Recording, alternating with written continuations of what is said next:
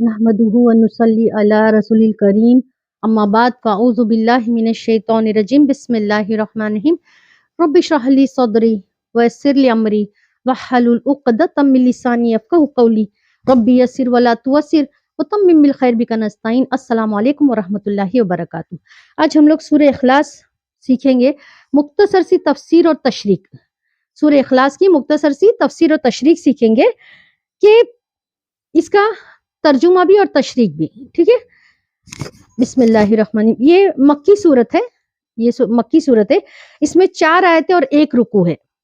इसमें 4 आयतें हैं और 1 रुकू है। बिस्मिल्लाहिर्रहमानिर्रहीम। कुल हुवल्लाहु अहद अल्लाहुस समद लम यलिद वलम यूलद वलम यकुल लहू कुफुवन अहद। अब देखो, अब हमने ये पढ़े किस तरह, इसको पढ़ते सीखे, अब कैसे पढ़ेंगे। अब इसका तर्जुमा देखेंगे। कुल कह दीजिए। देखो ये ना कौफ है ना, तो इसको जबान की जड़ की इब्तिदा उसके मुकाबिल ऊपर के तालु से अदा करनी है। कुल, कुल। अगर हल्के मुंह से कुल कहा तो खा लीजिए, गलत। कुल, कुल कह दीजिए। हुवल्लाहु, वो अल्लाह, अहद एक है। अल्लाहु समद, वो बेनियाज है, वो किसी का मोहताज नहीं। लम यलिद, ना उसने जना। वलम यूलद, ना वो जना गया। वलम यकुल लहू कुफुवन अहद, और नहीं है उसका हमसर कोई, उसके बराबरी का, उसके जोड़ का, उसका हमसर कोई नहीं है। अब देखो इसमें है ना, सबसे पहले तो ये तौहीद, इसमें 3 चीज बताई गई है, तौहीद, रिसालत और आखिरत। ठीक है, अब तौहीद कैसा कि अब हम इसको वर्ड टू वर्ड देखेंगे। अब ये बैहाकी और तबरानी वगैरह के हवाले से बताया गया है। अब देखो, कुल हु अल्लाहु, ये तो समझ में आया, कह दीजिए वो अल्लाह। अहद को एक्सप्लेन करूंगी मैं। अहद, अहद मतलब कि एक। एक में भी वो नहीं बोल सकते, क्योंकि एक के कई बार कई अंश होते है ना, कई हिस्से होते हैं वो एक के, लेकिन इसका कोई हिस्सा नहीं है ना। और ना उसका सिफात में कि वो अपनी जात में भी एक है और सिफात में भी एक है, मतलब कि इसका ये मतलब है। अहद मतलब वो अपनी जात में भी एक है और सिफात में भी एक है। अच्छा, अब अल्लाहु स्वमद। अब अल्लाहु स्वमद, अल्लाह का मतलब समझ में आया। स्वमद, स्वमद किसे कहते हैं, जो लोग जो है वो किसी का मोहताज नहीं, लेकिन उसके सब मोहताज है। यानी जब किसी को अगर कोई तकलीफ पेश आए तो लोग उसकी तरफ रुजू करे। अगर किसी को तकलीफ पेश आए तो वो उसकी तरफ रुजू करे, उसे स्वमद कहते हैं।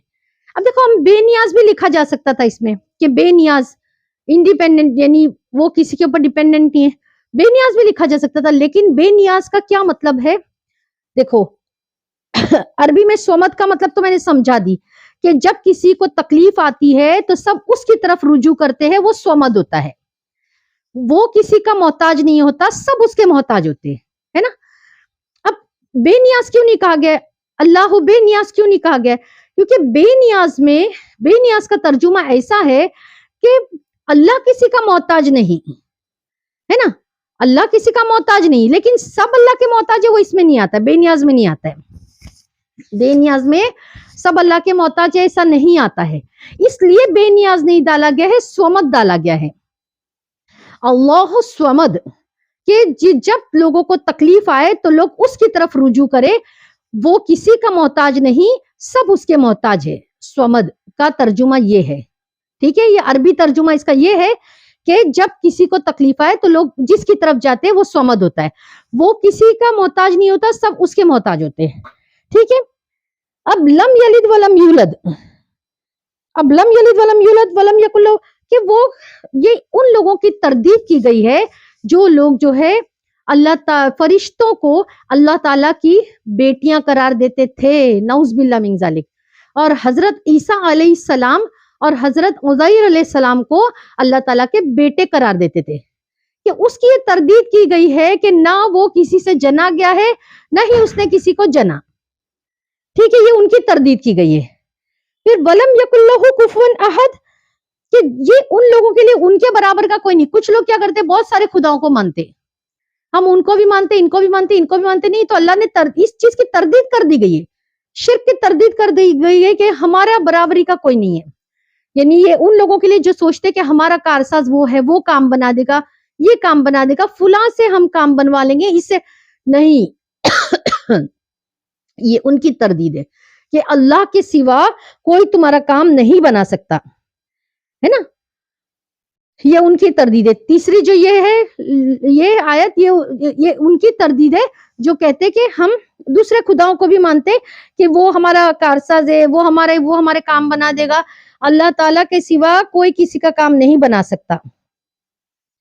اور کچھ لوگوں کا یہ ماننا تھا، اور چوتھی آیت میں ان لوگوں کا رد کیا گیا ہے جو اللہ تعالیٰ کو کسی بھی صفت میں کسی اور کی برابری کے قائل ہے، جیسے کہ کچھ مجوسیوں کا یہ کہنا تھا کہ روشنی اللہ کی طرف سے، اندھیرا کسی اور کی طرف سے، ہے نا، کیا کہنا تھا کہ روشنی اللہ کی طرف سے، اندھیرا کسی اور کی طرف سے، یا بھلائی پیدا کرنے والا کوئی اور ہے، برائی پیدا کرنے والا کوئی اور ہے، یہ مجوسیوں کا کہنا تھا۔ اور اس طرح اس مختصر صورت نے شرک کی تمام صورتوں کو باطل دے کر خالص توحید ثابت کی ہے، اس لیے اس صورت کو سورہ اخلاص کہا جاتا ہے، اور صحیح حدیث میں اس کو قرآن کریم کی 1/3 حصہ قرار دیا گیا، یہ 1/3 حصہ جو قرآن کریم کا، جس کی وجہ بظاہر یہ ہے کہ قرآن کریم نے بنیادی طور پر 3 عقیدوں پر زور دیا ہے، توحید، رسالت، قرآن کریم نے 3 اس پر زور دیا ہے۔ کس پر؟ 3 بنیادی، اس پر کون سی 3 بنیاد ہے؟ توحید، ایک اللہ کو ماننا، رسالت، نبی صلی اللہ علیہ وسلم، اور آخرت کو بھی ماننا۔ بہت لوگ آخرت کو جھٹلاتے، اور اس صورت میں ان میں سے توحید کے عقیدے کی پوری وضاحت فرمائی ہے۔ اس صورت کی تلاوت کے بھی حدیثوں میں بہت سے فضائل آئے ہیں، ہے نا، تو جو اس میں سے توحید، رسالت، آخرت، یہ 3 بنیاد ہے قرآن کریم میں، اس میں یہ پہلی جو توحید ہے اس کے لیے بتایا گیا ہے کہ خالص اللہ کے لیے، سورہ اخلاص، خالص اللہ، ہے نا، ایک اللہ، کہ وہ بے نیاز ہے، وہ کسی کا محتاج نہیں، لوگ اس کے محتاج ہے نا، وہ نہ جنا گیا ہے کسی سے، نہ اس نے کسی کو جنا ہے، اور اس کا ہم سر کوئی نہیں، اس کے جوڑ کا کوئی نہیں، اس کے برابر کا کوئی نہیں جو اور کوئی کارساز ہو جو ہمارا کام بنا سکے۔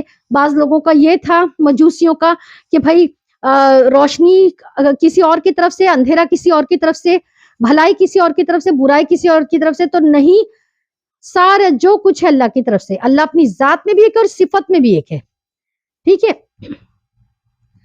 وما علینا الا البلاغ وآخر الدعوانا الحمد للہ رب العالمین۔